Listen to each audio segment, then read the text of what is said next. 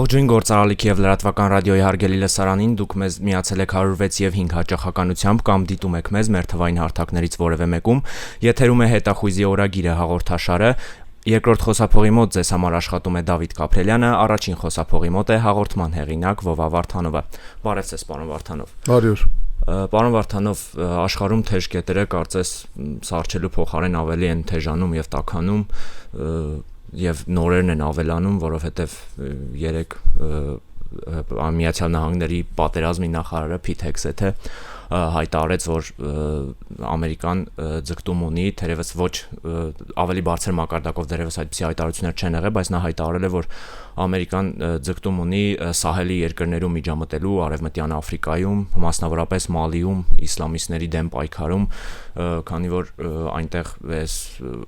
մի քանի ամիս առաջ էլ ռուսական աֆրիկյան կորպուսի հետ կապված միջադեպեր տեղի ունեցան եւ կարծես այնտեղ ավելի ամրացավ այդ իսլամիստների իշխանությունը, հա, Իրանում 14-րդ գիշերն անընդմեջ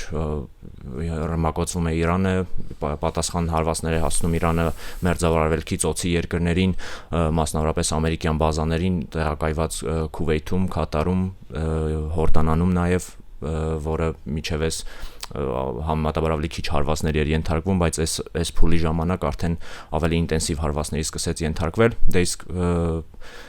եվրոպական ուկրաինական ճակատում էլ Ուկրաինան շարունակում է ինտենսիվ խոր հարվածները Ռուսաստանում, հիմա էլ արդեն թիրախավորում է Վայլդբերիսի կոմունիկացիոն եւ կոմունիկացիաներն ու պահեստները եւ ասում են, որ այդ կոմունիկացիաների եւ պահեստների 10%-ը արդեն թիրախավորվել է եւ առաջնային անդրադառնանք հենց այդ Մալիի հարցին, հայ, ինչ եք կարծում, ինչ մակարդակով է հավանական Միացյալ Նահանգների միջամտությունը այդ հարցում եւ ինչ դիրք են նրանք ցանկանում, ինչպես են ցանկանում նրանք դիրքավորվել այդ կոնֆլիկտում։ Պետք է հասկանանք Մալիի, ասենք, կառուցվածքը, ինքը sense ոնց որ մի կտոր լինի, հետո բարակ ոչ շատ նեղ, բայց բարակ կետով միանում է, ասենք, հարավում եղած, էլի sense մի հատ մեծ կտորի ու ստացվում է, sense այդ կարծեմ Բամակո էր իրանց մայրաքաղաքը, չէ՞։ Այդ Բամակոյի հատվածը նեղ բան է։ Հիմա այդ նեղը եթե կդրեն վերևը տուարեգները, այդ անապատային ցեղերը, բանա մուսուլմանություն ընդունած, բայց ոչ արաբներ են, էլի, ասենք իրանք արաբականոտ են, բայց արաբ չեն։ Դե արաբացված են մշակույթով երևի, բայց մշակույթը տեղ պահպանել, իրանք բերբերական ցեղերին են պատկանում, որոնք հյուսիսային Աֆրիկայում հայտնի են դեռ 5 Կարֆագենից, երբ որ ասենք Տիր քաղաքի բանա վերաբնակները Կարֆագեն էին կառուցում, իրանք իրանց հեծելազորով նեղուց չէ, հետո էդի արդեն մուսուլմանական ժամանակաշրջանում։ Իսկ իմ ասածը 8-րդ թե 9-րդ դար մեր թվարկությունից առաջ այդ վաղտվանից իրանք արդեն իրանց հեծելազորով գալիս նեղություն էին տալի Կարֆագենին։ Հետո կարանք հիշենք հին Հռոմի ժամանակ, ասենք այդ տուարեգների, բերբերների նախապապիները թագավորություն էին ստեղծել, անունը Նոմիդիա եւ Նոմիդիան էլի Կարֆագենին, հետո Հռոմին էր նեղություն տալի, մեկ դաշնակից էր, մեկ հակառակորդ էր։ Հետո արաբական արշավանքների ժամանակ, քանի որ իրանք արաբ չեն, բայց արաբական ցեղերին շատ մոտիկ բան լեզվաընտանիքին են պատկանում այդ իրանք համեմատաբար հեշտ ընդունեցին մուսուլմանությունը եւ մոլերանտ որպես իսլամիստական ուժ, իսլամական ուժ, իրանք գրավեցին Իսպանիան, դա արաբները չեն գրավել են այդ տուարեգները եւ բերբերները։ Հետո որ մի քիչ էս կողմ գանք, այդ բանա թուրքական կայսրությունը, երբ որ Աֆրիկայի հյուսիսը ամբողջությամբ վերցել էր մինչև Մարոկո, իրանք ծովայնության մեջ աչքի ընկան, այդ հայտնի բաները, Ալժիրի պիրատները, բան, էլի այդ տուարեգ բերբերների ցեղերից էին, զարմանալի է, անապատի, ասենք, ուխտուձի քշողը, բայց նավի վրա էլի կարողանում էր լուրջ չգիտեմ, փողի մոլուցկով տարված, թե կրոնով տարված, բայց լուրջ վնասներ էր հասցնում քրիստոնեական աշխարհին, քրիստոնեական աշխարհի առևտրին, գաղութների հետ կապին եւ այլն։ Կարճ ասած, միջերկրական ծովը մշտապես իրենց հարվածների տակ էր։ Երբ որ եվրոպական ցիվիլիզացիան զարգացավ, եւ սկսեց աշխարհին տիրել, բնական է Աֆրիկայի հյուսիսն էլ, ասենք, իրանց ուշադրությունից չվրիպեց։ Ալժիր գրավվեց, Մարոկո գրավվեց եվրոպական պետությունների կողմից, թեկուզ մասնակի, Լիբիան խլեցին Օսմանյան կայսրությունից, դրանից առաջ Խեջիֆի իշխանության տակ կեղծ ինքնավար Եգիպտոս ձևավորվեց իրականում անգլիական ազդեցության տակ, կարճ ասած հյուսիսը Աֆրիկայի այդ Սահարայի վերևը, ուրեմն եվրոպացիք բավականին լուրջ իշխանություն հաստատեցին այդ բերբերական եւ տուարեգական, արաբական ցեղերի վրա, բայց հարավում այդքան էլ այդպես չէր, որովհետեւ նույն Սահարայից հարավ այդ լրիվ եվրոպական ազդեցության գոտի։ Եվրոպական ազդեցություն էր, բայց եվրոպական իշխանությունը այտենց հաստատուն չէր դա։ Հերու էր, անապատ պետք է հաղթարային կամ պետք է ծովով գային իշնեին, ասենք Սևամորտ Աֆրիկան ու ունդեղից հասնեին իրանց մոտ։ Բայց ոնց որ դու ասեցիր Սահել կոչվածը, դա այն հատվածն է, որ Արևմտյան Աֆրիկայում եւ ֆրանսիական տիրապետություն այնտեղ կամաց հաստատվեց, ինքը ոչ ռուսական գաղութատիրությաններ նման, երբ որ ռուսական գաղութատիրությունը, երբ որ տարածքը վերցնելով Ռուսաստան ես դարձնում, այտենց մենակ Ֆրանսիան արեց Ալժիրի նկատմամբ, Ալժիրը դարձրեց Ֆրանսիա։ Բայց Սահելը բացահայտ բանի մեջ էր, հայտնի էր, ասենք Մալիի թագավորությունով բացի այդ, որը որ Մալիի թագավորը սրանից մի 400 թե կարող է մի քիչ ավել, չէ ավել, մի քանի 100 տարի առաջ մի քանի տասնյակ հազար հոգով ճամփորդեց Մեկա, մի քանի տասնյակ հազար, ու ամեն բանում կանգառում մի հատ մզգիթ էր կառուցում, կարծեմ 70,000 մարդ հետը տարել էր այդ ճամփորդության թագավորը, ամենտեղ կիլոներով ոսկի էր թափում, այն աստիճան էր, ասենք, Մալի ոսկին հայտնի, որ ամբողջությամբ տնտեսությունը պարալիզացրեց մի քանի տասնյակ տարով հյուսիսային Աֆրիկայում եւ կարելի ասել մուսուլմանական աշխարհում, այնքան էր արժե զրկել ոսկին, այդ Մալի թագավորը իր այդ արշավանքով։ Այդ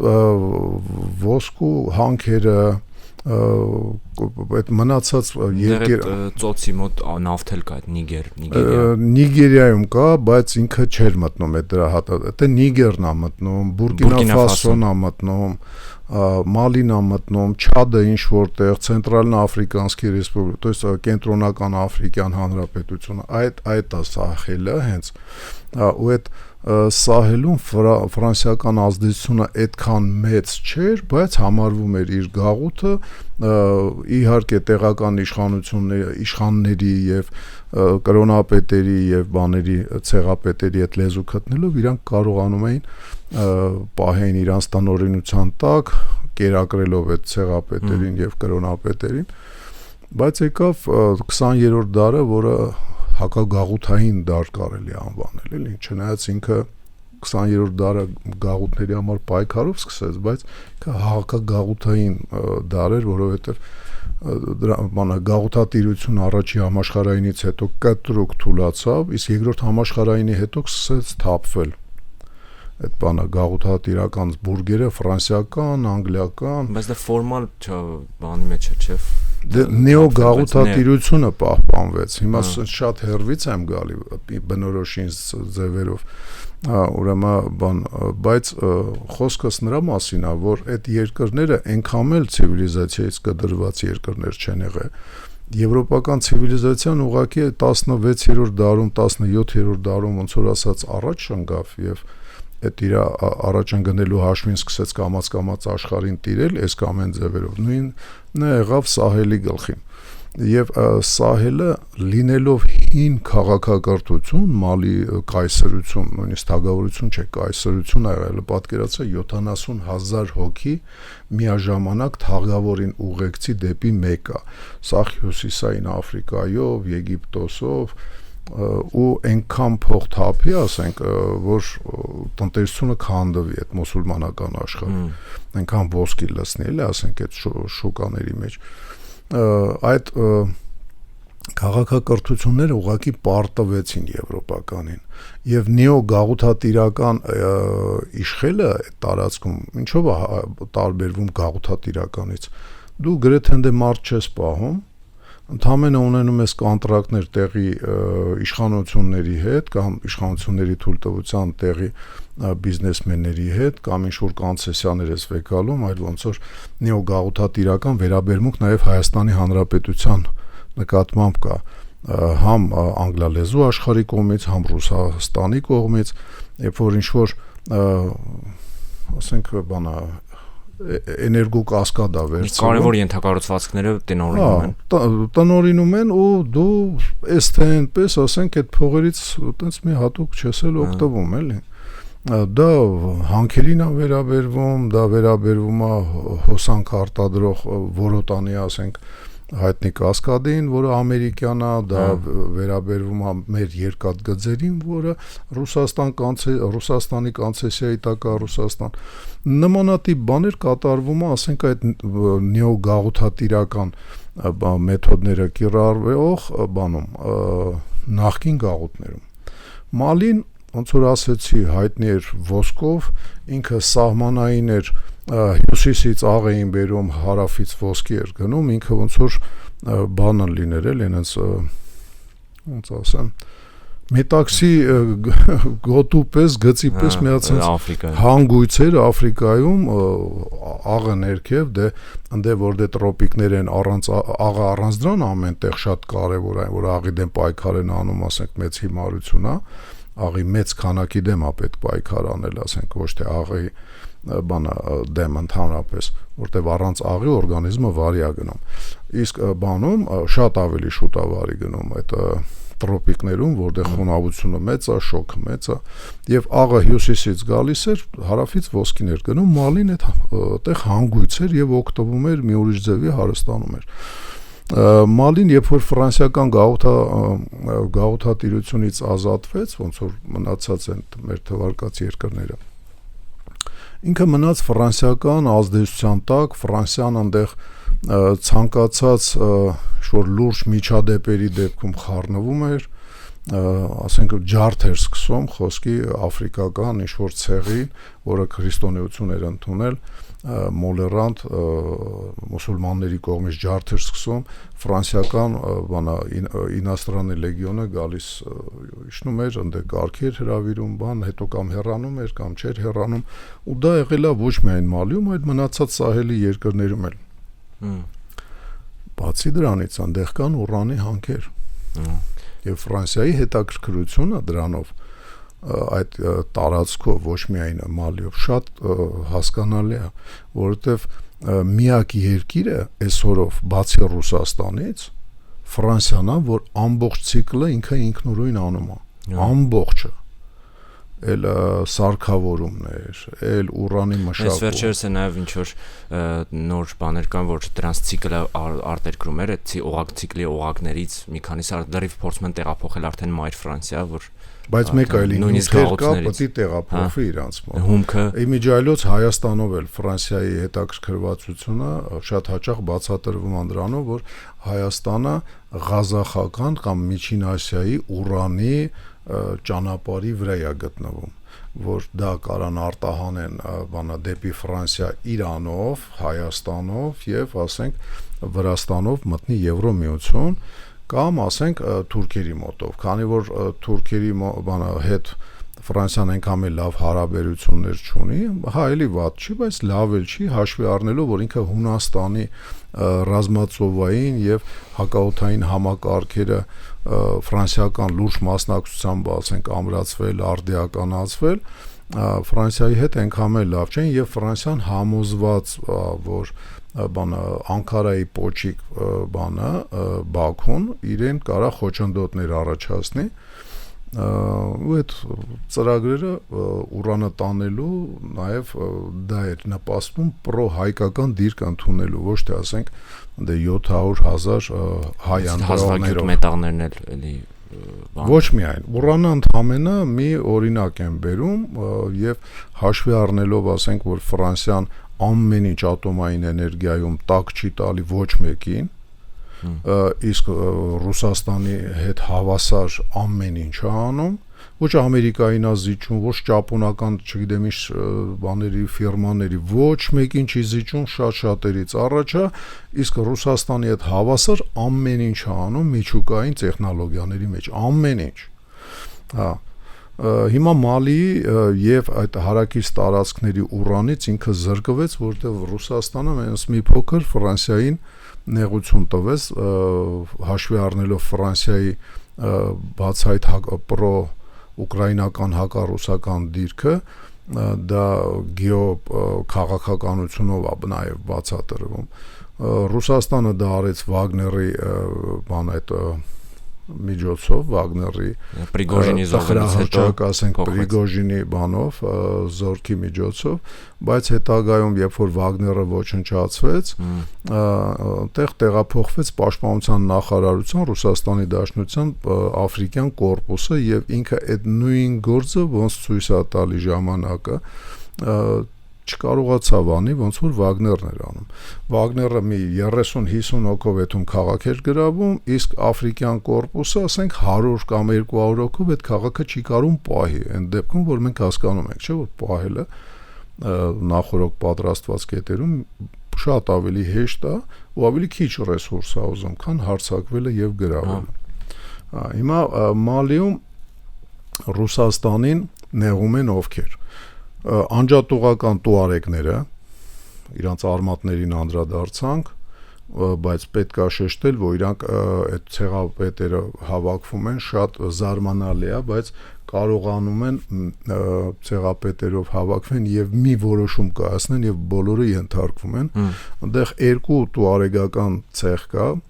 տուարեգա-բերբերական ցեղ կա, որոնք որ այդ Բամակոյի իշխանությանն են ենթարկվում եւ իրենց հարվածային ուժն են, մնացածը բոլորը այնտեղ 20-ից ավել ցեղա իրանք միացյալ են եւ իրանց միացյալությունը թույլ է տալի, որ իրանք ամբողջությամբ չընկնեն բանի տակ պրո Ալ-Կաեդայի ֆիլիալի անուն արդեն չեմ հիշում, բանա ծայրահեղ մուսուլման, ասենք իսլամիստները, իսլամական պետության բաններ։ Այո, նաև իսլամական պետություն։ Դե իսլամական պետությունը ինքը իր հերթին, ասենք, Ալ-Կաեդայից ճյուղավորված էր, էլի, ասենք, էդի են կառույցներ, որը Ալ-Կաեդայից ճյուղավորվեց, անկախացավ հետագայում եւ փորձեց, ասենք, նույնիսկ կուլտ Ալ-Կաեդային։ Պետք չի մոռանալ, որ համ Ալ-Կաեդան, համ իսլամիստները, ասենք, իսլամական պետության իրանք բոլորը եղբայր մուսուլման կուսակցության հարվածային թևերն են։ Եղբայր մուսուլման կուսակցությունը, որը Եգիպտոսում է ստեղծվել, իշքան հիշում եմ 50-ական թվականներին, այդ պրո մուսուլմանական, ասենք, ուժերն էլ, որոնք որ այդ եղբայր մուսուլման կուսակցությունը ստեղծվեց, դրա մեջ մեծ բան տեսավ հնարավորություն Անգլիան եւ անգլիախոս մնացած պետությունները, այդ թվում Ամերիկան եւ հրեաների պետություն Իսրայելը, որ ազգայնական արաբական բաասիստական երկրների հախից գան։ Իրանք աճացրեցին մի հրեշի, որի հախից հիմա իրենք չեն կարող գան, էլի։ Իսլամիստներին աճացրեցին ի հակառակ ազգայնականներին, հա, Սիրիայում տապալեցին ազգայնականներին հենց իսլամիստների ձեռքերով։ Իրաքում չկարողացան նման բան անեն, իրանք տապալեցին Իրաքի պետությունը, այնտեղ իսլամիստները գլուխ բարձրացրին, ոնց որ թե իսլամիստների հախից եկան։ Նման բան չէ, մի քիչ ուրիշ ձև փորձեցին Եգիպտոսում անեն, երբ որ իսլամիստները հաղթեցին ընտրությունների ժամանակ, Մուրսի ազգանունով պրեզիդենտ եղավ, որին տապալեց ֆելդմարշալ Ալ-Սիսին եւ ինքը միջև հիմա պրեզիդենտն է։ Կարճ ասած, այդ բանը իսլամիստների ճյուղավորումները կամ Ալ-Կաեդայի, կամ Դաիշի, կամ իսլամական խալիֆայության, կամ մի ուրիշ, ասենք, կառույցի, օրինակ բաններ շատ հայտնի, Բոկո Խարամներ հայտնի, որը ինքնուրույն կառույց է, շատ գազան, ասենք, կառույց էր, մարդակերական, կարելի ասել, ինքը հետագայում բան արեց, երթում տվեց, որ ենթարկվում է եւ բանա իր համար ոնց որ ասած պետը իսլամիստական այդ բանն է, իսլամական խալիֆայություն կառույցն է։ Իրանք Մալի արևմուտքում են ամրացրած, ուրեմն հյուսիսում Տուարեգ ցեղերն են, սեպարատիստ անջատողական ազգայնականները, արևմուտքում Մալի հյուսիս արևելքում իսլամիստներն էին։ Ուրեմն պետության համար անսպասելի եղավ իրենց երկուսի բանանելը, միավորվելը։ Իրենք զարմանալիորեն իրար հետ կոորդինացված հարձակումներ արեցին պետական ուժերի վրա, սպանեցին պաշտպանության նախարարին մի քանի ամիս առաջ, շատ կոորդինացրած էին աշխատում։ Հա, այնտեղ մի խնդիր էլ կա, ուրեմն տուարեգների այդ բանը գլխավոր ոնց որ ասած արտասահմանյան բանը կռիշը, դա Ալժիրի կառավարությունն է եւ բանը Ալժիրի հետ մի փոքր սահման ունի եւ այնտեղ երկու անցակետ, մեկը մեծ, մեկը փուչուր։ Այդ սաղ տարածքները տուարեգները վերցրել էին դեռ մի քանի ամիս առաջ եւ հետո կոորդինացված հնարավոր է Ալժիրի կառավարության կողմից հրահրված հարձակում եղավ ընդհանուր բանը Մալիի կառավարության։ Տարածքները վերցրել են ռուսական աֆրիկյան կորպուսի վերահսկողությունից։ Ամեն պետության։ Պետությունը հյուսիսում այսօր ոնց որ ասած անզոր է, նո պետություն չէ, կենտրոնական կառավարություն, ասենց ասենք, աֆրիկյան կորպուսը համագործակցում է ու ծառայում է, ասենք, փողով թե անփող, դե արդեն ինձ հետաքրքիր չի, բայց ծառայում է կենտրոնական իշխանություններին, համագործակցում է, կամ էլ ու բանա իրենց բոլոր այդ ուժերը բրթել են դեպի այդ կենտրոնական մասը եւ դեպի հարավ։ Ճիշտ այնտեղ մի երկու հատ կղզի կա, որ դիմադրում է, օրինակ բավականին երկար մնաց մի կղզյակ, որտեղ 20 թե 25 ռուս զինվորներ կային աֆրիկյան կորպուսից եւ մոտավորապես այդքան բաներ կային, տեղացի Մալի զինվորականներ կային, այնքան լուրջ գլխացավանք իրանք ստեղծեցին այդ հարձակվող ուժերի համար, որ հարձակվող ուժերը համաձայնություն տվեցին իրենք ամբողջ իրանց տեխնիկայով, զենքով, զրահով, պաշարներով, բաներով դուրս գան այդ շրջապատումից, որտեվ իրանց համար այդ մի 40-50 հոգուն պահելով վրա իրանք մի 1000-1500 հոգի անձնակազմ էին պահում։ То есть երբ որ ուզում են կռվում են էլի ընդհանրապես անելանելի վիճակի մեջ երբ որ ինչ որ կազմակերպված ուժ է հայտնվում դա լուրջ գլխացավանք է դրա պատճառով մենք ասենք Շուշին գրավելուց այսպես մի հատ մեծ կորիդոր ենք թողել որ այդ կորիդորը մենք մեր ճնշման տակ էր բայց մենք ամբողջությամբ չենք փակել Լիսագորի ճանապարհը եւ Շուշիից ամբողջությամբ ուժերը դուրս եկան հաշվի առնելով որ Շուշիում 92 թվականի գարնանը իրենք ավելի շատ էին, քան ամբողջ ասենք Արցախի զինված ուժերը, ել չեմ ասում իրանց վրա հարձակվող, հասկանալի է, որ դա լավագույն ելքներ եւ իրանք տեղից դուրս եկան, ասենք նույն ձևով այսօրով ռուսը Կոնստանտինովկայի տակ, ասենք Կոնստանտինովկան կարելի ասել ամբողջությամբ վեգալել է եւ ուղղվել արդեն դեպի Դրուշկովկա, մեծ ծակեր է թողում, որ բանա շրջապատման մեջ հայտնված մշտապես կոմունիկացիաների վրա ճնշումը տակ գտնվելով զրկվում է տարբեր ասենք բաներից, այդ թվում նաև սուր անհրաժեշտ ընդ ջուր, սնունդ, փամփուշտ եւ ստիպված է լինում, ասենք, դուրս գալ։ Եվ այդ կորիդորը որ թողում ես խնայում ես համ քո ուժերը, համ էլ հելնողին հնարավորություն ես ստանում մի քանի հատ վզակոթին խփես եւ ինքը էլի լուրջ վնասներ է ունենում։ Եթե պարոն Վարդան, եթե վերադառնանք այն հիմնական հարցին, հա Միացյալ Նահանգների ներգրավվածությունը այստեղ ինչի կարող է բերել եւ ում կողմից կարող է ներգրաված։ Հիմա ռուսներին ռուսական աֆրիկյան կորպուսը չկարողացավ ձգի իր թիվը 1000 էր, հիմա մինչեւ 2000 հոգի են հասցրել։ Իրանք Մալի հատվածում իրանք չեն ձգում եւ դա հնարավորություն է տալի ոնց որ ասած խախանդացնելու այդ վայրիությունները դադարելու որ այնտեղ տեղի են ունենում ճիշտ անդե մի փոքր մի քիչ հետ այդամ անջատողական տուարեգները եւ իսլամիստական ուժերը պարբերաբար իրար հետ բախվում են, ասենք կոորդինացնում են իրար հետ, համատեղ հարձակումներ են անում մեկը աճից, մեկը ձախից, բայց պարբերաբար նաև իրար հետ բախումներ են ունենում, ու ամենահետաքրքիրը, որ այս իսլամիստների առաջնորդը ինքն էլ է Տուարեգ։ Տուարեգա, բայց բանա ընդհանուր գլոբալիստ բանա, էլի, ասենք մուսուլմանա,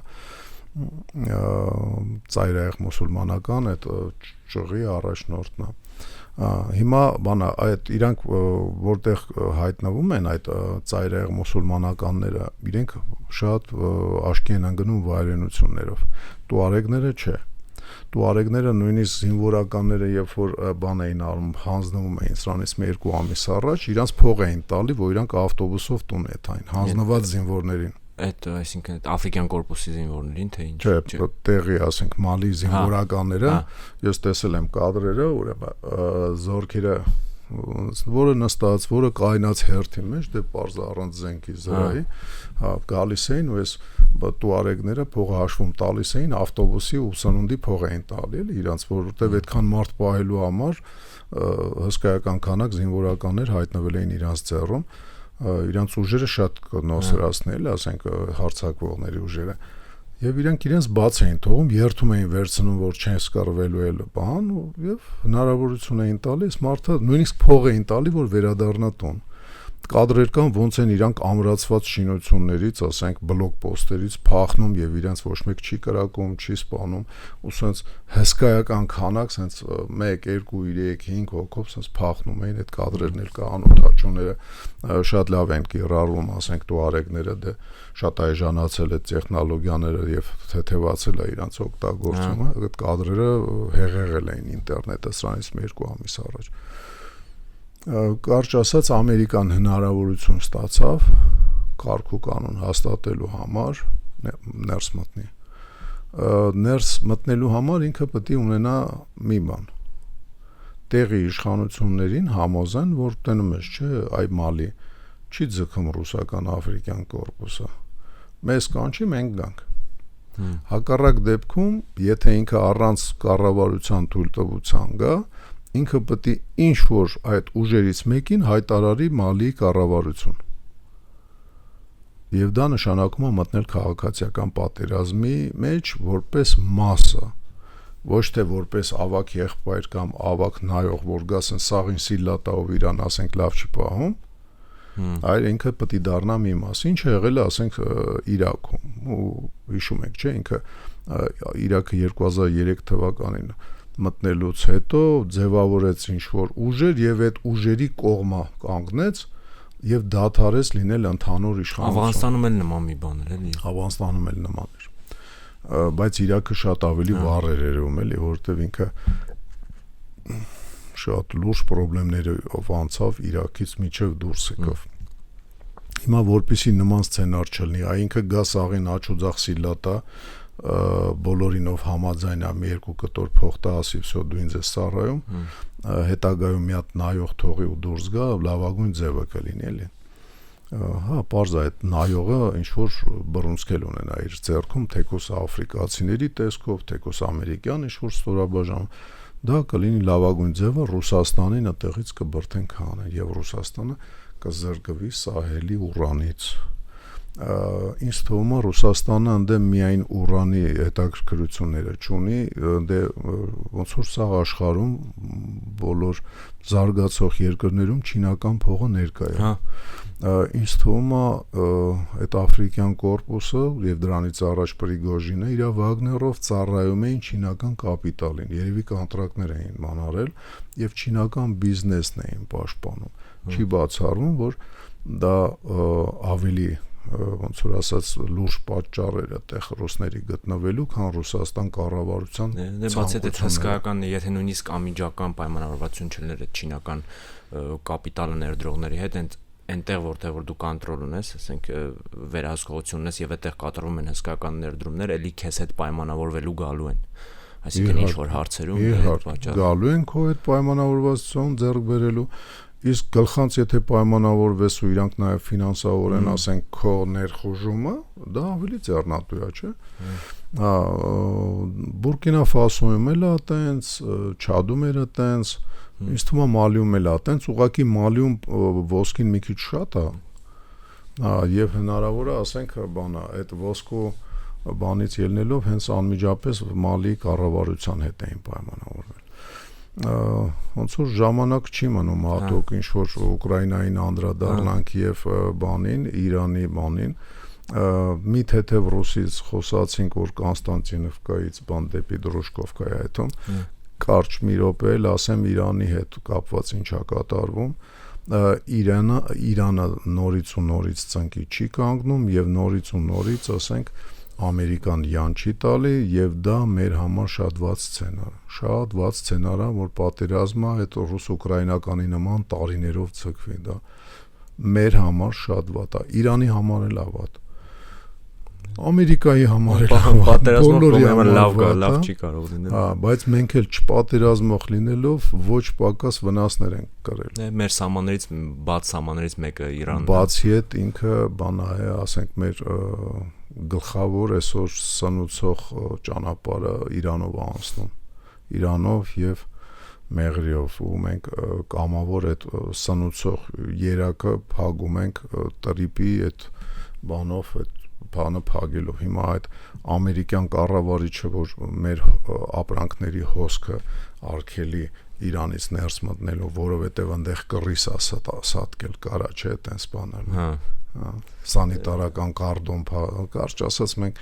շատ հետաքրքիր պետություն ենք կառուցել, շատ։ Դե զարգացումներին բոլոր թեժկետերում դեռ կհասնենք անդրադառնալ, որովհետև վերջը չի երևում, այսպես ասած, եւ դեռ հետաքրքիր եւ քննարկելու արժանի սցենարներ դեր ունենալու ենք։ Ու հիմնականում տակտիկական չի մեր զրույցները, ավելի շատ օպերատիվ խորհուրդների եւ ստրատեգիայի մասը։ Ձգձգվող նույն սցենարն Հիմա որ ասենք այստեղ խփեցին Հորդանանին, նույնիսկ խփեցին ամերիկյան բնակվող այդ հանրակացարանին, մի քանի հոգի ամերիկացի, ասենք, սպանվել կամ զոհվել ու ինչ։ Դե կանդրադառնանք դեռևս հաջորդ հաղորդումների ընթացքում։ Շնորհակալություն այսօրվա հետաքրքիր քննարկման համար։ Շնորհակալություն հայտնենք նաև ռադիո լսողներին եւ ռադիոդիտողներին ուշադրության համար։ Դուք դիտում եւ լսում եք Գործարալիքը, եթերում էր հետախույզի օրագիրը հաղորդաշարը, երկրորդ խոսափողի մոտ ձեզ համար աշխատեց Դավիթ Կապրելյանը, առաջին խոսափողի մոտ էր հաղորդման հեղինակ Վովա Վարդանովը։ Ցտեսություն։